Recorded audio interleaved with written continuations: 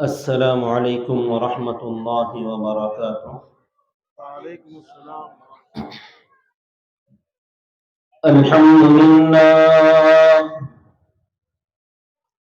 الحمد للہ نحمده ونستعینه ونستغفره ونؤمن به ونتوکل علیہ ونعوذ باللہ من شرور انفسنا ومن سیئات اعمالنا، من يهده الله فلا مضل له ومن يضلله فلا هادي له، وأشهد أن لا إله إلا الله وحده لا شريك له، وأشهد أن سيدنا وسندنا وحبيبنا ونبينا ومولانا محمدا عبده ورسوله. أما بعد، فأعوذ بالله من الشيطان الرجيم، بسم الله الرحمن الرحيم. فقد قال الله تبارك وتعالى في القرآن المجيد والفرقان الحميد: أفحسبتم أنما خلقناكم عبثا وأنكم إلينا لا ترجعون. صدق الله العظيم وصدق رسوله النبي الكريم، ونحن على ذلك لمن الشاهدين والشاكرين، والحمد لله رب العالمين. اللهم صل على محمد وعلى آل محمد كما صليت على إبراهيم وعلى آل إبراهيم إنك حميد مجيد. اللهم بارك على محمد وعلى آل محمد كما باركت على إبراهيم وعلى آل إبراهيم إنك حميد مجيد.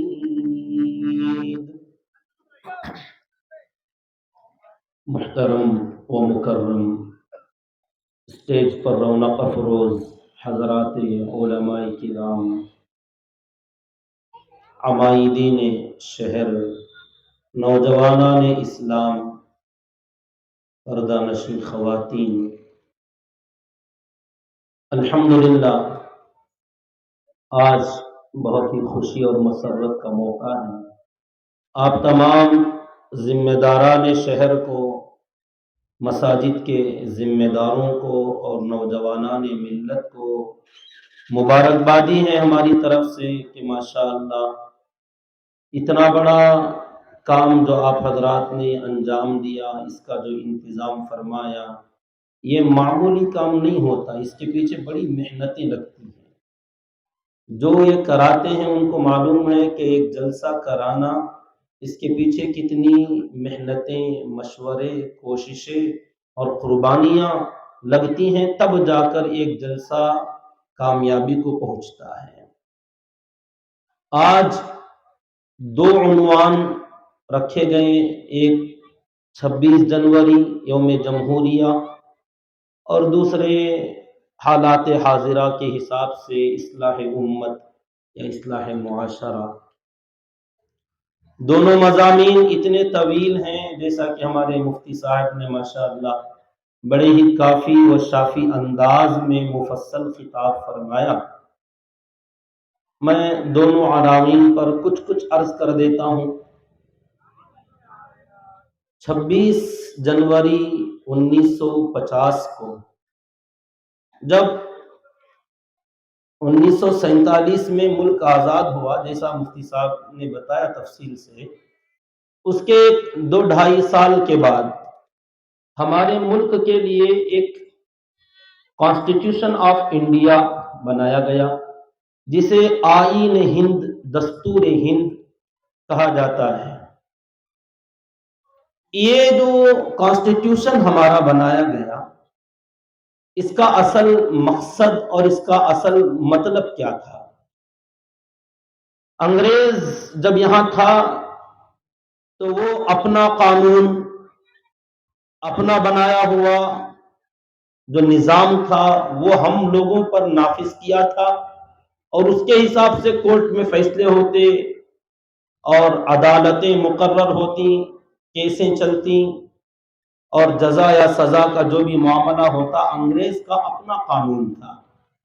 جب ان کو یہاں سے کھدیڑ دیا گیا، بھگا دیا گیا، کوئٹ انڈیا کا نعرہ دیا گیا، وہ لوگ مجبور ہو کر انڈیا اور اپنا ایک پیارا ملک چھوڑنے پر مجبور ہوئے، تو یہاں کے باشندوں کو اس کا فکر ہونے لگا کہ اب یہاں قانون کون سا چلے گا۔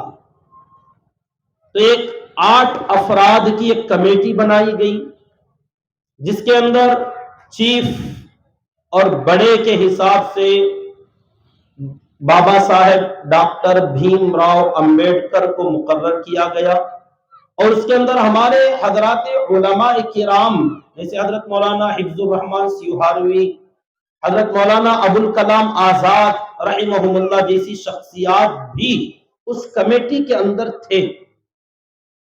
اس کے بہت سارے آرٹیکلز مقرر کیے گئے، بہت سارے قوانین اور حصے بنائے گئے، تقسیم کیا گیا۔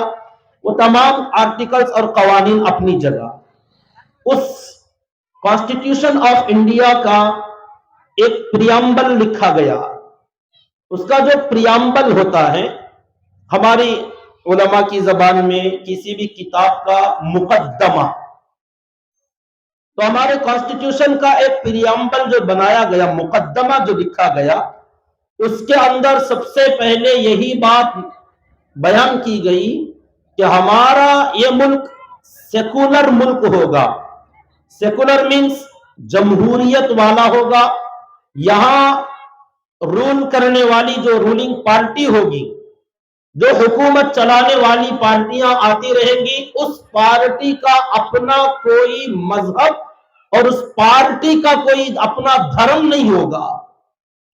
یہ اس کانسٹیٹیوشن آف انڈیا کا لب لباب ہے، اس کا اصل عنصر ہے، اصل قیمتی جوہر اس کا یہی ہے کہ یہاں راج کرنے والے، یہاں حکومت کرنے والے کسی بھی پارٹی کا مذہب سے لینا دینا نہیں ہوگا۔ مگر آج ہم دیکھ رہے ہیں بہت تیزی کے ساتھ حالات بدلتے جا رہے ہیں۔ اللہ اس ملک کا اور اس ملک کے باشندگان کا خیر کا معاملہ فرمائے، اور ہمیں امید ہے جب بھی حالات بگڑتے ہیں، ایک اصول یاد رکھیے، کسی بھی جگہ کی یا کسی بھی تعمیر کی تخریب اس تعمیر کا پہلا مرحلہ ہوتا ہے۔ ایک میں نے علمی جملہ کہہ دیا، کسی کی ایک بڑی زبردست بات تھی، تحریک آزادی میں علماء کرام کا کردار، شاید اس کتاب کے اندر مجھے یہ جملہ ملا۔ حضرت مولانا اسیر ادروی صاحب رحمۃ اللہ علیہ نے بڑا پیارا جملہ لکھا تھا، اس کو میرے ذہن میں بہت پیوست ہوگی وہ بات کہ دیکھو، جب حضرات علماء نے اور یہاں کے لوگوں نے انگریزوں کے خلاف جو لڑائی لڑی، اسے انگریز نے بغاوت کہا، غدر کہا، غداری اور بغاوت، اور ہمارے انگریز بہادر کے خلاف لڑنے والے باغی کہا۔ تو اس بغاوت کو اور اس غدر کو جو ہمارے ملک میں جگہ جگہ فتنے، فساد، لڑائیاں، جھگڑے ہونے لگے انگریز کے خلاف، ہندو مسلم تمام برادران وطن مل کر انگریز کے خلاف ایک آگ لگا رہے تھے، جگہ جگہ فتنے کھڑے ہو رہے تھے، خفیہ مشورے ہو رہے تھے، اور پکڑنا، جیلوں میں ڈالنا، سزائیں دینا، یہ کام چل رہا تھا۔ تو یہ جو جگہ جگہ فتنہ اندازی ہو رہی تھی، اس کو انگریز نے غدر کہا، اس کو انگریز نے تخریب کہا، اس ملک کو خراب کرنا، بگاڑنا کہا۔ تو یہاں علماء کرام نے جملہ فرمایا، آگے جو ملک کو تعمیر کرنا تھا، بنانا تھا، بنانے کے لیے بگاڑنا پہلا سٹیج ہوتا ہے۔ جیسے کوئی پرانی عمارت خریدتے ہیں، لوگ زمین خریدتے ہیں، مکان خریدتے ہیں، وہاں پر پہلے سے پرانی عمارت وہاں موجود ہے، تو اب بنانے والا آدمی اسی پر نہیں بناتا بلکہ اس کو ڈیمالش کرتا، اس کو توڑتا ہے، اس کو توڑ پھوڑ کر خراب کر دیتا ہے۔ تو ہر آدمی جانتا ہے کہ یہ توڑا کیوں جا رہا ہے؟ بنانے کے لیے۔ تو بنانے کا پہلا کام ہوتا ہے بگاڑنا۔ تو اس لیے ہمیں اللہ کی ذات سے امید ہے کہ ہمارے اس ملک پر جب بھی، چاہے وہ اپنے ہو یا پرائے، چاہے ملک کے اندر والے ہو یا باہر والے، یہاں کے خاص رہنے والے لوگ ہو یا باہر سے آنے والے مہمان، جب بھی ہمارے ملک کو بگاڑنے اور خراب کرنے کی کوشش کرتے ہیں تو یہ جو تخریب کاری ہوتی ہے، بگاڑنے کی جو کوشش ہوتی ہے، ہمیں اللہ کی ذات سے امید ہے کہ اس کے بعد کچھ اچھا بننے والا ہے انشاءاللہ۔ تو اسی لیے ہم کہتے ہیں حالات سے نہ گھبراؤ، حالات کے بگاڑ کو دیکھ کر پریشان نہ ہو کہ کسی نے کچھ اعلان کر دیا، کسی نے کچھ نعرہ لگا دیا، کسی نے کچھ بل پاس کرا دیا، کسی نے کچھ اپنا نظریہ پیش کر دیا کہ ہم اس ملک کو یوں بنا دیں گے، وہ بنا دیں گے، وہ کر دیں گے، یہ کر دیں گے۔ بہت سارے لوگوں نے کیا ہے اور کر رہے ہیں اور کرتے رہیں گے۔ جب جب بگاڑ کی کوششیں اور بگاڑ کے منصوبے بنائے جائیں گے، اسی کے اندر سے اللہ تعالیٰ ظلمت کے اندر سے نور کی کرن نکالتے ہیں اور سارا نور اللہ تعالیٰ پھیلا کر بتاتے ہیں۔ تو صنم قدوں سے، بت قدوں سے، صنم خانوں کے اندر سے اللہ تعالیٰ پاسبان حرم کو پیدا کرتے ہیں۔ یہ اللہ تبارک و تعالیٰ کا سنت اللہ التی قد خلت، یہ اللہ تعالیٰ کا پرانا سسٹم اور رواج ہے جسے اللہ تعالیٰ چلاتے آ رہے ہیں، اور یہی اس دنیا میں ہوتا رہے گا، چاہے پوری دنیا کے اعتبار سے ہو یا ہمارے ملک کے اعتبار سے۔ اسی لیے ہمارے اکابرین بڑے پر امید ہیں آج کے حالات سے، جو دور کی نگاہیں رکھنے والے ہمارے بڑے ہیں، حالات کی وجہ سے بڑے ہی مطمئن ہیں، پر امید ہے کہ انشاءاللہ ہمارے اس ملک کے حالات عمومی طور پر بہت جلد ہدایت کی طرف، اسلام کی طرف اور خیر کی طرف بہت جلد پلٹی کھانے والے ہیں۔ لیکن اس تعمیر سے پہلے تھوڑی سی تخریب ہوتی ہے، تھوڑی سی قربانیاں۔ جیسے آزادی سے پہلے بہت ساروں نے، ہزاروں نے، لاکھوں نے، کروڑوں کی تعداد میں اپنوں نے، غیروں نے قربانیاں دی، تو یہ تخریب تھی۔ اس کے بعد یہ آزادی والا ثمرہ ملا، یا آزادی کا شجر لگا، اور اس کے درخت کے پھل آج تک ہم کھاتے آئے ہیں۔ 75-76 سال کا زمانہ گزر گیا اور اب کچھ بگڑنے کا منصوبہ بنایا جا رہا ہے، تو پھر ہمیں امید ہے اللہ کی ذات سے، ہو سکتا ہے اس میں کچھ اور خیر ہونے والا عن قریب ہے۔ اللہ کرے وہ خیر جلد از جلد دنیا میں اللہ تعالیٰ رونما فرا دے، اور ہم تمام کو وہ خیر دیکھنے کی اللہ تعالیٰ سعادت اور اس کی توفیق نصیب فرمائے، آمین۔ میرے محترم بزرگ عزیز دوستو، خاص کر ہمارے جو بچے ہیں، اسکولوں میں پڑھنے والے، کالجوں کے نوجوان ہیں، ان سے میں ایک گزارش کروں گا، آج ہمارا یہ طبقہ ایجوکیشن سے، تعلیم سے، اخلاق سے اور اپنے کردار سے بہت دور ہوتا جا رہا ہے۔ خدا را اس کو آپ میری طرف سے تنقید نہ سمجھیں، حقیقت حال ہے۔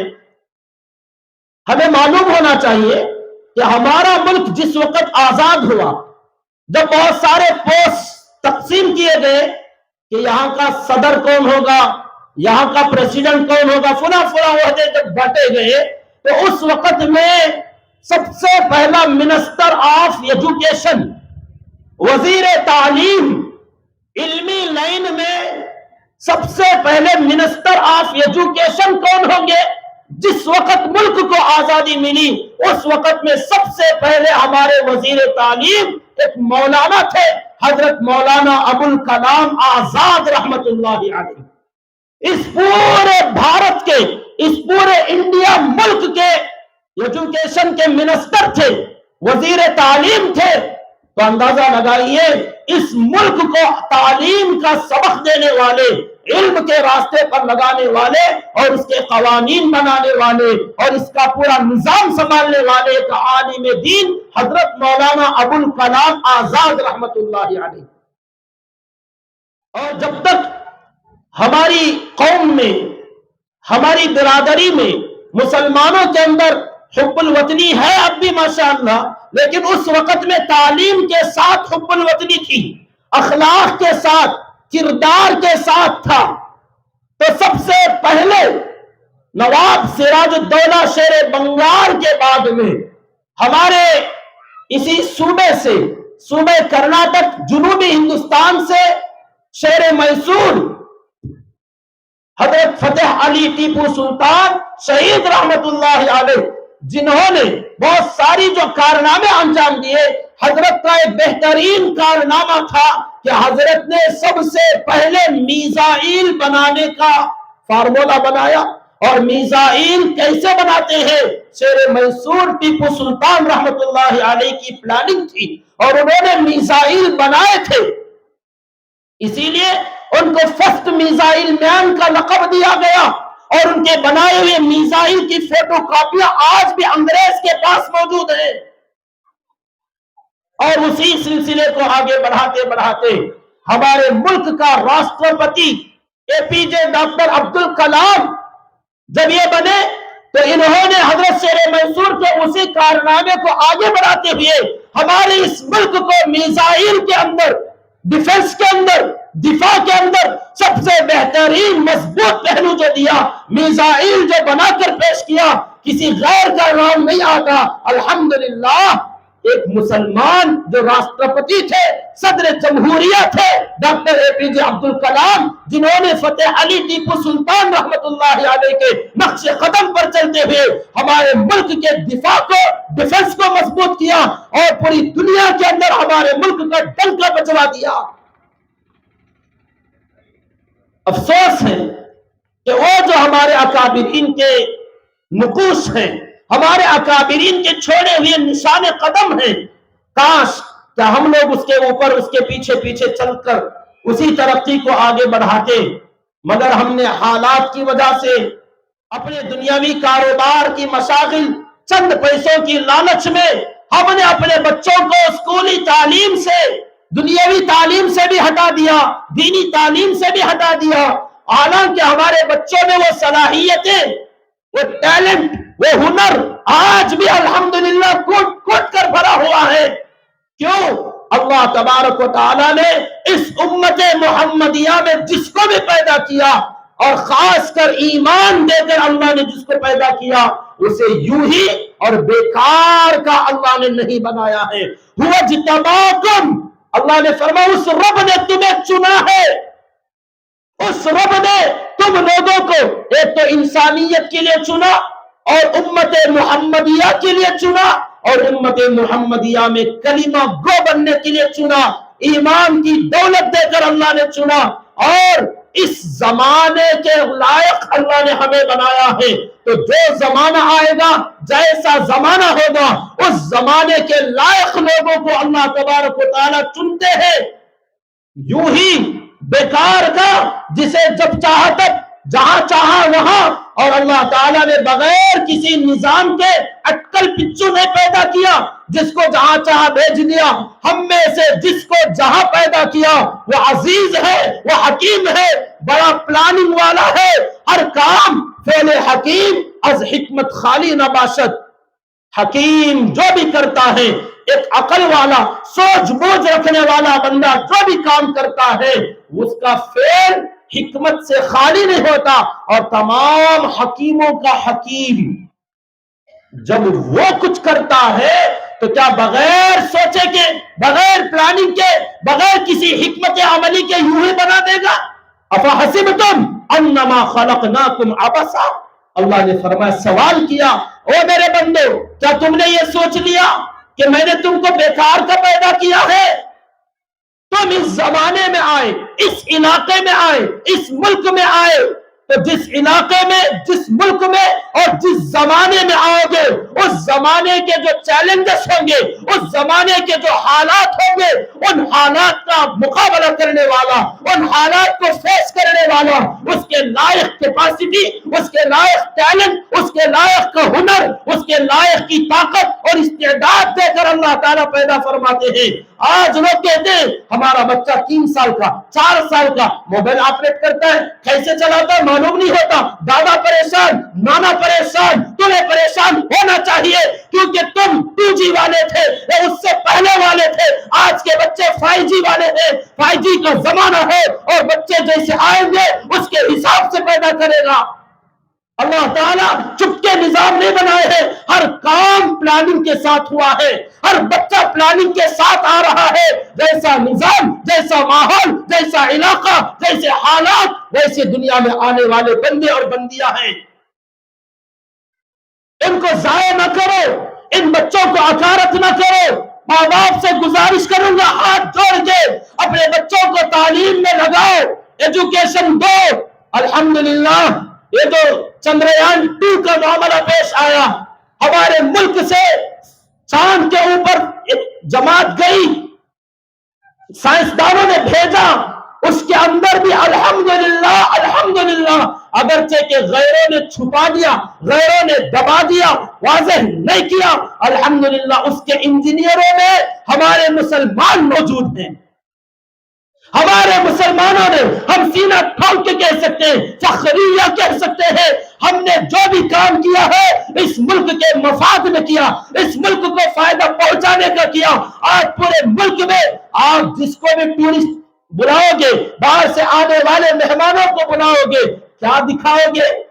تاج محل بنایا ہم نے، لال قلعہ بنایا ہم نے، قطب مینار بنایا ہم نے، اس پورے ملک کو راج ہم نے کیا، حکومتیں ہمارے پرکھوں نے، ہمارے بڑوں نے حکومتیں کی۔ ہم یہاں حکومت کرنے والے راجہ مہاراجاؤں نے، انگریزوں نے اس ملک کو سونے کی چڑیا تھی، لوٹ کر لے گئے، اس ملک کو کنگال بنا دیا۔ ہمارے بڑے جب تھے اس زمانے میں یہ ملک سونے کی چڑیا کہلاتا تھا۔ ہم یہاں آئے تو لے کر کوئی نہیں گیا، خدا کی قسم، یا جو بھی ایمان والا آیا، جو بھی مسلمان شاسک بن کر آیا، راجہ بن کر آیا، اس مٹی کا پیوند بن کر اپنی قبریں بنا دیا۔ لے کر ایک بھیلا لے کر اس ملک سے کوئی باہر گیا ہو نہیں، بلکہ وہاں سے آنے والے آئے تو یہاں کے پچھڑے ہوئے، یہاں کے پسماندہ، یہاں کے بیکورڈ لوگوں کو، یہاں کے نچلی ذات کے لوگوں کو اوپر اٹھایا، تعلیم دیا، گلے سے لگایا، سینے سے لگایا۔ جو تعلیم لینے کا حق نہیں رکھتے تھے، یہاں کے حکمرانوں نے تعلیم کا نظام بانٹ کر رکھ دیا تھا کہ جو برہمن ہوگا ان کو تعلیم حاصل کرنے کا اختیار، جو چھتریہ ہوگا، جو چھتریہ ذات والے ہیں، یہ طاقت والے ہوں گے، یہ ڈیفنس والے ہوں گے، یہ لڑنے والے ہوں گے، اور جو ویشیا ہوں گے، جو پیٹ سے برہما کے پیدا ہوئے ہیں، یہ کاروبار، تجارت، بزنس کریں گے، اور جو شودر ہوں گے، جو برہما کے پیٹ سے پیدا ہوئے، یہ ان کے باپ نے بتایا تھا ان کو کہ پیروں سے پیدا ہوئے، سر سے پیدا ہوئے، پیٹ سے پیدا ہوئے، ہاتھوں سے پیدا ہوئے، برہما کے سر سے جو پیدا ہوئے برہمن، اور وہ تعلیم حاصل کریں گے، لوگوں میں فیصلے کریں گے، شاسن کریں گے، حکومت چلائیں گے۔ یہ ہمیں آتا ہے، تم میں سے کسی کو نہیں آتا۔ شتریہ قوم یہ لڑنے والی ہوگی، تم فوج میں آؤ گے، ہم حکومت کرنے والوں کا نظام سنبھالو گے، ہماری حفاظت کرو گے، لڑو گے، قربانیاں تم دو گے کیونکہ تم شتریہ ہو۔ اور جو پیٹ سے پیدا ہوئے وہ ویشیا، اور یہ کاروبار، بزنس، تجارت، ملازمت، زراعت تم کماؤ گے، اگاؤ گے، اور ان لوگوں کو کھلاؤ گے، اور ان شاسن کرنے والوں کو، حکومت کرنے والوں کے قدموں میں لا کر ڈالو گے۔ اور جو شودر ہے، نچلی ذات والے جن کی کوئی حیثیت نہیں، ان کو اپنے پیروں میں چپل پہننے کی اجازت نہیں۔ ہم دیکھتے ہیں قریہ دیہاتوں میں، ہم نے اپنے بچپن میں دیکھا، ہم مسلمانوں کے سامنے بھی جو بھیڑ چمار ذاتیں کہی جاتی ہے، وہ بیچارے آتے تھے تو اگر بات کرنا ہوتا اتنی دور چپل چھوڑ کے سامنے آ کے جی یجمان ہاتھ باندھ کے کھڑے ہوتے، سر پر کپڑا نہیں باندھ سکتے نکال کے کمر پہ باندھ لیتے. عورتوں کو اپنا سینہ چھپانے کی اجازت نہیں تھی. شودر ہو تم، اگر سینہ چھپاؤ گی عورتیں تو اس کا بھی ٹیکس دینا پڑتا تھا. اس نظام کو ختم کرنے والے شیر میسور ٹیپو سلطان شہید رحمت اللہ علیہ تھے. یہ سارا نظام ہمارے ملک کا کس نے درست کیا کہ ان شودروں کو اٹھا کر نچلی ذات کے لوگوں کو آج IAS IPS آفیسرز بننے، کورٹوں کچہریوں میں جانے کے لائق اگر کسی نے بنایا تو الحمدللہ سب سے پہلے یہ مینٹالٹی بدلانے والے، یہ سوچ بدلانے والے، یہ تبدیلی لانے والے ہمارے باہر سے آنے والے اکابرین تھے. وہ یہاں آئے تو یہاں سے جب اپنے ملکوں میں جاتے تو یہاں سے جانے والے ساتھ میں یہاں کے لوگوں کو، اس نچلی ذات کے افراد کو لے کر جاتے اور وقت کے علماء، حفاظ اور سائنسدان بنا کر واپس لائے. اور الحمدللہ تعلیم کا نظام اور ہمارے اسلام کا عدل اور مساوات کا نظام کہ لوگ نچلی ذات کے لوگوں کو اپنے پاس بٹھاتے ہیں، اپنے ساتھ کھاتے ہیں، اپنے ساتھ کھلاتے ہیں، ان کا جھوٹا کھاتے ہیں، ان کا جھوٹا پیتے ہیں. ایسا انصاف جب یہاں کے نچلی ذات کے لوگوں نے دیکھا تو دھڑا دھڑ سب کے سب اسلام میں داخل ہونے لگے. زبردستی تلوار کی بنیاد پر کسی کا کلمہ نہیں پڑھایا گیا. اگر یہ نظام ہوا ہوتا خدا کی قسم اس ملک میں ایک بھی اسلام کے خلاف دین کوئی نہ باقی رہتا. 800 سال حکومت کی، لیکن عدل، مساوات، انصاف ہمارے اخلاق سے ہم نے متاثر کیا، ہمارے بیہیویئر سے، ہمارے برتاؤ سے یہاں کے لوگوں کو متاثر کیا. جس نے بھی دیکھا کلمہ پڑھے بغیر نہ رہا، وہ ہمارا غلام ہوئے بغیر نہ رہا، نبی کا کلمہ پڑھ کر اسلام میں داخل ہوا. اسی لیے یہاں اتنی آبادی جو اسلام والوں کی نظر آتی ہے، اس میں صرف اور صرف بنیادی وجہ ہمارا حق انصاف، عدل و مساوات اور سب کو برابر کا انسانیت کا درجہ دینا. یہ ہمارے مزاج میں تھا، ہمارے دین میں ہے، ہمارے اخلاق میں ہے. خدا کی قسم جب تک ہم لوگوں نے اس چیز کو لیا ہوا تھا دنیا ہمیں عزت کی نگاہ سے دیکھتی تھی. ہمارا مقام تھا، ہم جہاں جاتے ہمارے لیے کرسیاں خالی ہو جاتی، جہاں ہمارے بڑے گئے لوگ اٹھ کے کھڑے ہو جاتے. جب ہمارا بڑا کوئی بولتا تو پورا مجمع پر سناٹا چھا جاتا. سب ہماتن گوش ہو کر سنتے تھے کہ کوئی کہنے والا عقل کی بات کہے گا، یہ بڑی بات بولے گا. کیونکہ ہمارے یہاں علم تھا، سلیقہ تھا، ادب تھا، احترام تھا، ایک دوسرے کی محبت تھی. لیکن چند دنوں سے ہم دیکھتے آ رہے ہیں کہ آج چند پیسوں کی خاطر ماں باپ اپنے بچوں کا خون کر دیتے ہیں، ان کے کیریئر کا خون کر دیتے ہیں، ان کے فیوچر کا، مستقبل کا تباہ و برباد کر کے چھوڑ دیتے ہیں کہ 4-5 کلاس پڑھا دیا، SLC مشکل سے پڑھا دیا، بس ہٹا دو. کیوں؟ ان بچوں کو اس زمانے کے حساب سے انجینئرز بناؤ، ڈاکٹرز بناؤ، لائرز بناؤ، جج بناؤ، IPS بناؤ، IAS بناؤ. سخت ضرورت ہے اس وقت میں. اور خدا کی قسم قریے دیہاتوں کے اندر ایسے ہیرے ہوتے ہیں، ایسے ہیرے ہوتے ہیں، یہ میں جانتا ہوں کیونکہ میں بھی ایک 30 گھر مسلمانوں کی بستی کا بچہ ہوں. 30 گھر ہمارے بستی میں تھے. ہم جانتے ہیں اپنے دوستوں کے ساتھ، بھینسوں کے ساتھ، جانوروں کے ساتھ اپنا وقت گزارا کرتے تھے. کسی اللہ کے بندے کی نظر پڑی، چنا، مدرسے میں لے گئے. آج اللہ نے وہ دولت دیا جو بھی سنتا ہے، جو بھی ہمیں دیکھتا ہے، تعریف کرتا ہے. میں کہتا ہوں این سعادت بزور بازو نیست تان بخشت خدای بخشندہ. یہ میرا کمال نہیں ہے، رب نے کمال رکھا تھا. اگر پہچاننے والے جوہری نے، اگر وہ شناسا نے مجھے نہ دیکھا ہوتا اور میرا سلیکشن اور میرا انتخاب نہ کیا ہوتا تو میں بھی عام لوگوں میں سے ایک مستری یا ایک کوئی ہیلپر، کوئی کاریگر بن کے رہ جاتا. تو میں خود ایک نمونہ، ایک مثال، میں قریے دیہاتوں کو دیکھتا ہوں تو مجھے یاد آتا ہے کہ میرے سے بھی بہترین ٹیلنٹ والے، بہترین ہنر والے نوجوان اور بچے بچیاں اس بستی میں ہر گاؤں کے اندر موجود ہیں. لیکن کسی پہچاننے والے جوہری کی ضرورت ہے. کسی کی نظر تو پڑے ان گلی میں کھیلنے والے، گولیاں کھیلنے والے، کنچے کھیلنے والے، لٹو کھیلنے والے بچے، خدا کی قسم ان کو تم بہترین راستے پر لگاؤ، ہم سے بڑے حافظ، ہم سے بڑے عالم، ہم سے بڑے مفتی بن کر دنیا میں آئیں گے، اور تم دنیاوی تعلیم میں لگاؤ، وقت کا تقاضا ہے، بہترین لائر بنیں گے، بہترین انجینئر بنیں گے، بہترین جج بنیں گے۔ ہمارے بچے معمولی صلاحیت کے نہیں ہیں، اللہ تعالی نے اس امت کے لیے چنا، تو سوچو کیا اللہ کا انتخاب غلط ہوگا؟ اللہ کا سلیکشن غلط ہوگا؟ اللہ اکبر کبیرہ، نہیں، یہ ہم لوگوں نے سوچ لیا ہے، یہ ہمارے فیصلے ہیں، ہمارا بچہ کند ہے، بیکار ہے، فلاں ہے، فلاں ہے۔ ماں باپ اپنے بچوں کو تانے دے دے کر ان کی صلاحیتوں پر پانی پھیر دیتے ہیں، نتیجہ وہی ہوا جو آج ہم دیکھتے ہیں کہ صلاحیت اندر ہے، استعمال میں نہیں لایا گیا، صحیح رخ نہیں دیا گیا، صحیح راستے پر نہیں ڈالا گیا، تو ہمارے نوجوان بچوں کو ہم نے دیکھا، ان کا قصور نہیں ہے، چوراہوں پر، بس اڈوں پر، ہوٹلوں پر، نکڑوں پر، چرندیوں پر آج ہمارے بچوں کے ہاتھ میں موبائل ہے اور گیم کھیل رہے ہیں، اور ایسے ماہر بن چکے، ایسے ماہر بن چکے، کیونکہ ان کی گھٹی میں مہارت تھی، کسی نے صحیح جگہ نہیں لگایا تو برباد ہو گئی۔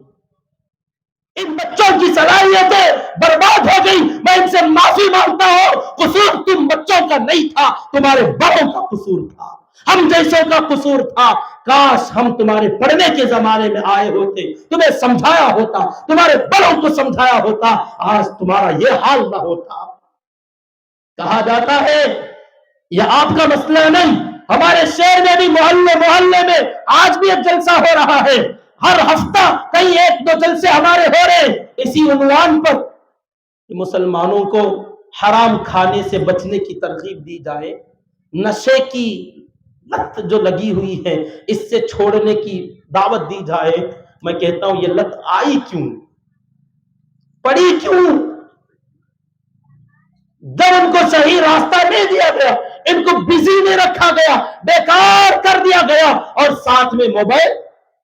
اب تو ضروری ہے، ماں باپ بھی محبت میں آ کر دلا دیتے ہیں اور صحیح استعمال کا کوئی راستہ نہیں ہے، تو یقیناً نفس اور شیطان ان بچوں کے پیچھے پڑے ہیں، اور ان کو اگر کسی کو کچھ کمانے کی فکر ہے تو اسی موبائل کے ذریعے سے ہمارے بچے آج چاہتے ہیں کچھ کمائیں، ماں باپ کا بوجھ ہلکا کریں، یہ بچے آج بھی چاہتے ہیں، مگر کوششیں کرتے ہیں کہ جو راستہ ماں باپ نے دیا اسی سے کچھ کمائیں، موبائل سے کمائیں۔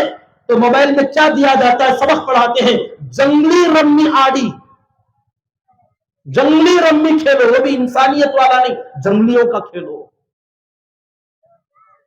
بچے چاہتے ہیں کہ کچھ کما دے یار، فری میں اتنا آ رہا ہے، ایڈورٹائز آ رہے ہیں، کسی نے اتنے لاکھ کمایا، کسی نے اتنے لاکھ کمایا، ہم بھی کمائیں۔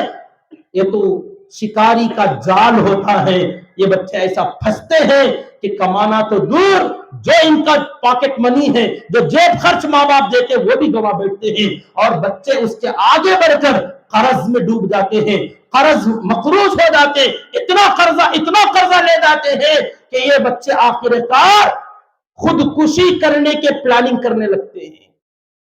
یار اب قرضہ کیسے ادا کرے؟ کمانا تو کچھ ہو نہیں رہا، ماں باپ کے اوپر بوجھ بنے ہیں، اوپر سے قرض بھی اگر جا کر سنائے بدنامی ہوگی، چلو یار کہیں کٹ جاتے ہیں، کہیں لٹک جاتے ہیں، کہیں مر جاتے ہیں۔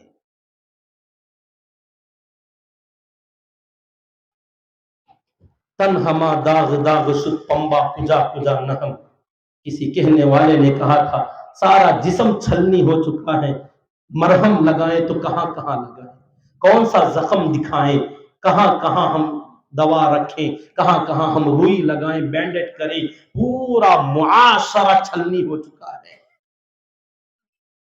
بہرحال چند گزارشات، سب سے پہلی بات تمام بڑوں سے اور چھوٹوں سے، نوجوانوں سے میں آپ سے بھی کہوں گا، آپ مطمئن نہ ہو جائیں ہماری کیا بھی غلطی نہیں کرتے حضرت بولا لے، نہیں، آپ اپنی فکر کرو، اللہ نے آپ کو ہنر والا، عقل مند، ٹیلنٹ دے کر پیدا کیا ہے، تو آپ اپنا ہنر استعمال کیجیے۔ کسی نے غلط رخ پہ ڈال دیا تو کیا ہوا؟ آپ اب بھی تو سدھر سکتے ہو. بہت کچھ آپ کو سکھائے بغیر آپ نے سیکھ لیا. تو آپ تھوڑا کوشش کیجئے، زمانے کے حساب سے اپنے آپ کو اپڈیٹ کیجئے، تھوڑا چینج کیجئے اپنا انداز اور رخ بدلیے. آج بھی اللہ تعالیٰ آپ سے وہ کام لے گا، دنیا کا بھی اور دین کا بھی، کیونکہ آپ معمولی نہیں ہو. یاد رکھنا، قرب قیامت کے زمانے کے ہو اور دجالی فتنے آنے والے ہیں. دجالی فتنوں سے فیس کرنے والے اور اس سے ٹکرانے والے اللہ تعالیٰ نے آپ کو بنایا ہے. آقا نے فرمایا آپ دعائیں مانگتے تھے، وَقِنَا مِن فِتْنَةِ الدَّجَّالِ، اے اللہ دجال کے فتنوں سے بچا، دجال کے فتنوں سے بچا. صحابہ پوچھتے دجال کیا ہے، فتنے کیا ہے؟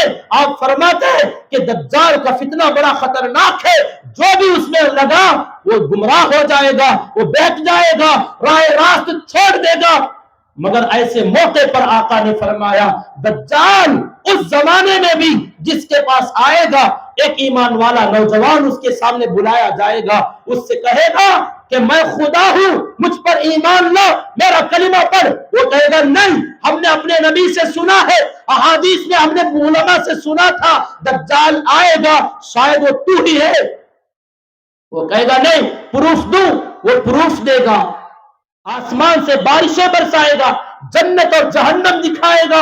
وہ بندہ کہے گا، ایک ایمان والا نوجوان، نبی نے فرمایا کہ قیامت کے قریب دجال کے زمانے میں آپ میں سے ایک نوجوان ہوگا جو نبی نے فرمایا وہ نوجوان دجال کی آنکھوں میں آنکھیں ڈال کے بات کرے گا. وہ کہے گا نبی نے ہمیں بتایا ہے تو یہ سارے کام کرے گا. تو بالآخر اس نوجوان کا قتل کرے گا، درمیان سے چیر دے گا، پھر اس کو زندہ کر کے کھڑا کرے گا اور کہے گا دیکھ اب تو مجھے خدا کہ مجھے رب مان. وہ نوجوان کہے گا تھوڑا بہت ڈاؤٹ تھا، وہ اب بھی پورا ہو گیا کہ تو ہی دجال ہے. تو ان نوجوانوں میں اللہ نے ایسی صلاحیت رکھی ہے. وہ کیسا نوجوان ہوگا جو قیامت کے قریب دجال سے ٹکرانے والا ہوگا، تو اس کا ایمان کیسا ہوگا، اس کا علم کیسا ہوگا، اس کی شجاعت اور بہادری کیسی ہوگی. اس سے میں اندازہ لگا سکتا ہوں کہ آپ میں سے، ہم میں سے جو جس زمانے میں ہے اس زمانے کے فٹ ہیں، ہم اس زمانے کے لائق ہیں. آگے آنے والی جنریشن اس زمانے کے لائق اور اس زمانے کے فتنوں کے لائق ہے، وہ اس سے ٹکرائے گی اور اپنا ایمان انشاءاللہ بچائے گی بھی. اس لیے میرے نوجوان بھائیوں سے گزارش ہے آپ بھی مایوس نہ ہو، آپ کے لیے اب بھی چانس ہے، اب بھی موقع ہے. تھوڑا سا انگڑائی لو، تھوڑا سا پلٹا کھاؤ، اپنے آپ کو بدلو، رخ چینج کرو، یو ٹرن لے لو، اب بھی موقع ہے. اللہ نے عمر ختم نہیں کی، زندگی باقی رکھی. راستے مسدود نہیں ہوئے، راستے بند نہیں ہوئے، اب بھی راستے کھلے ہیں.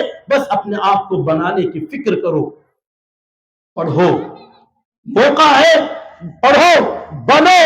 اگر کچھ نہیں کر سکتے کماؤ، مال کماؤ. مال کے بارے میں لوگوں کو غفلت میں ڈالا گیا کہ مال بیکار کی چیز ہے، فرعون کا پاخانہ ہے، فلاں فلاں کہا گیا. نہیں، یہ شیطانی دھوکہ دیا گیا. اللہ تعالیٰ نے مال کے بارے میں کتنے احکامات دیے قرآن میں.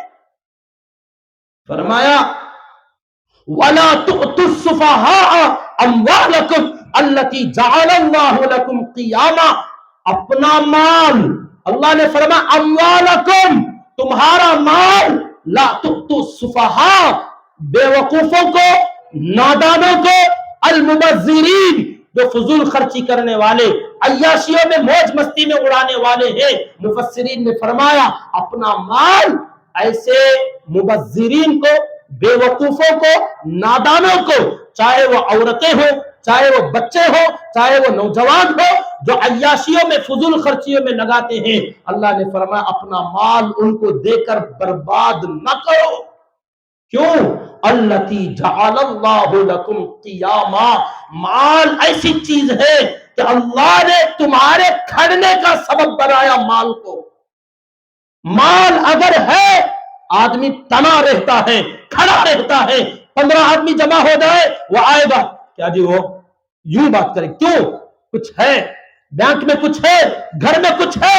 اگر نہیں ہے کھڑا نہیں ہو سکتا، آئے گا تو سینہ جھک جائے گا، رکوع میں آ جائے گا، سجدے میں پڑ جائے گا. کوئی کچھ بولے جی یجمان، جی صاحب، جی بڑے، جی فلاں، کیوں نہیں ہے جیب خالی؟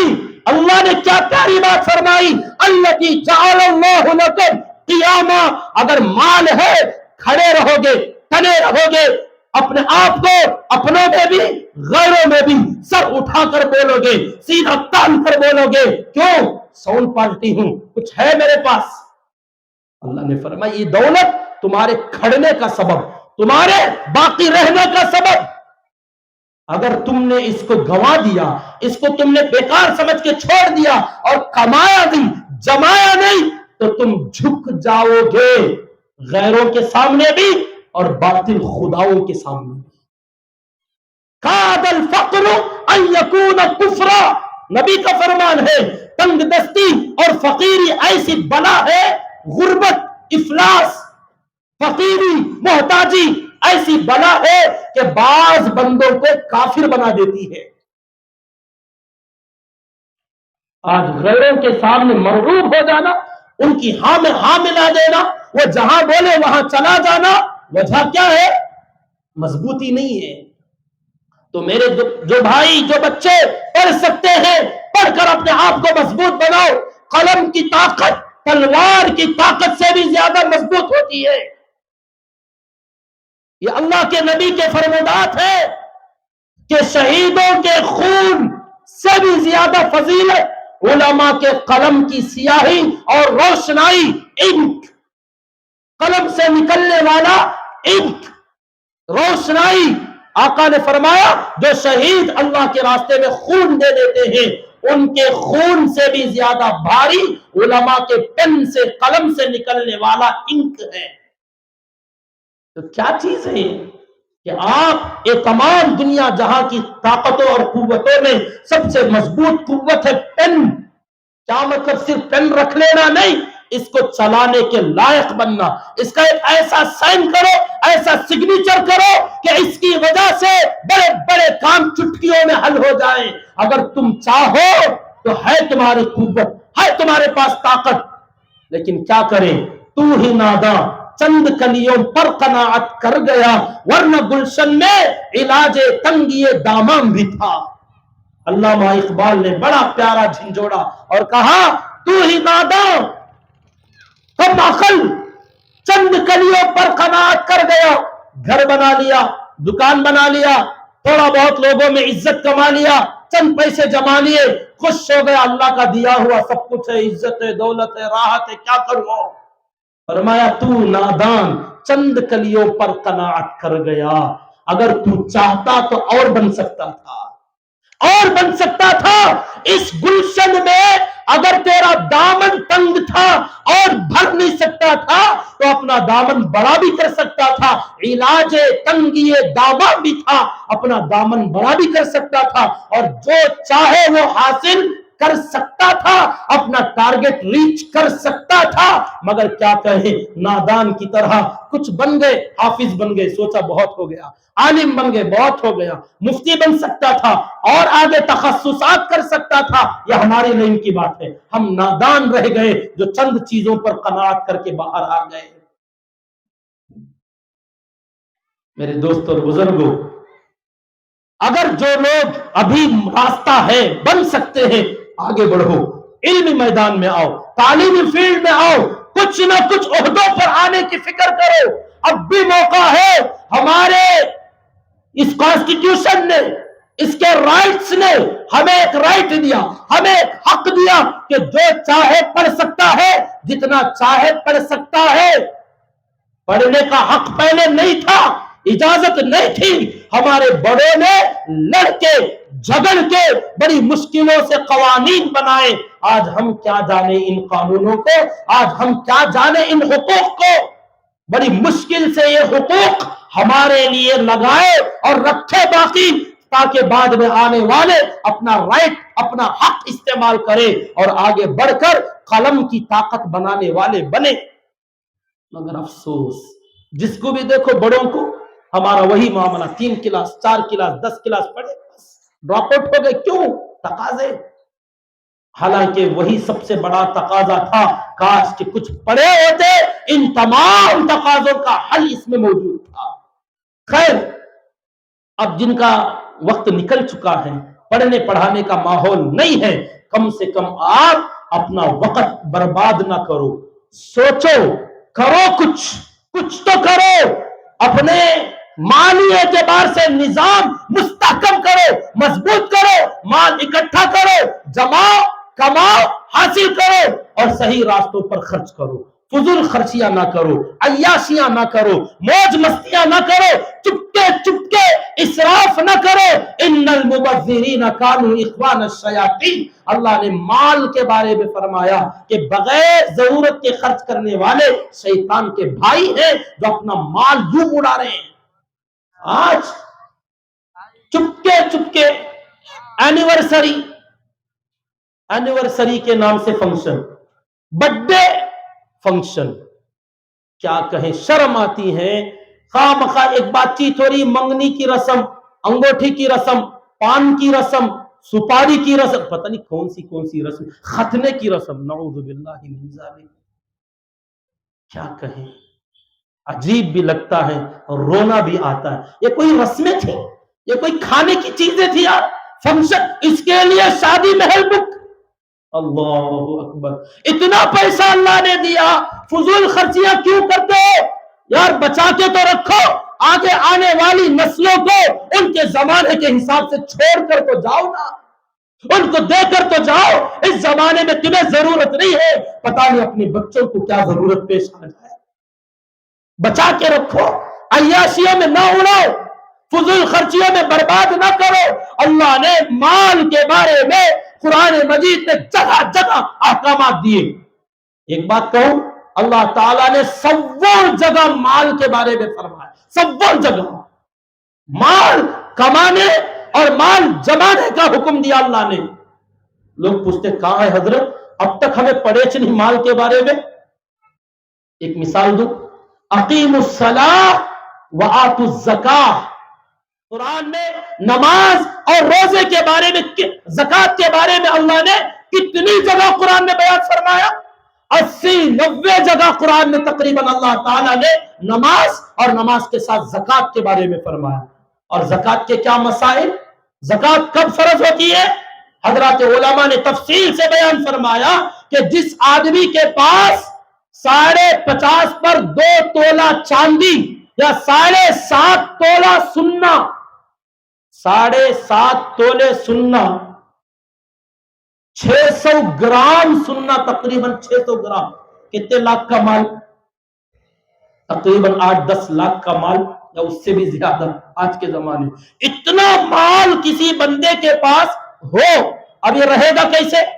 جب بندہ کمائے گا، اور کمائے اور خرچ کر دے نہیں، جمائے گا، کمائے گا، جمائے گا، اور یہ مال جمتے جمتے اس بندے پر قرض نہ ہو، قرض نہ ہو، اور قرض بھی نہیں تو اس کے بعد یہ مال گھر میں، اپنے بینک میں، اپنے کھاتے میں 1 سال، حولان حول، 1 سال کا زمانہ گزرا، 7.5 تولہ سننا یا اس کے برابر پیسہ، یا 52.5 تولہ چاندی یا اس کے برابر پیسہ، اتنی قیمت ہو اور کوئی قرض نہ ہو، بچا ہوا ہو، ضرورتوں کے بعد 1 سال کا زمانہ گزرے، اب اللہ فرماتے اس میں سے 40 میں سے 2.5%، 100 میں سے 2.5 روپیہ زکوٰۃ نکال کے دے دو، تو جو زکوٰۃ دو گے وہ ادا ہو جائے گا، باقی سارا مال بغیر کسی شک و شبے کے پاک، صاف،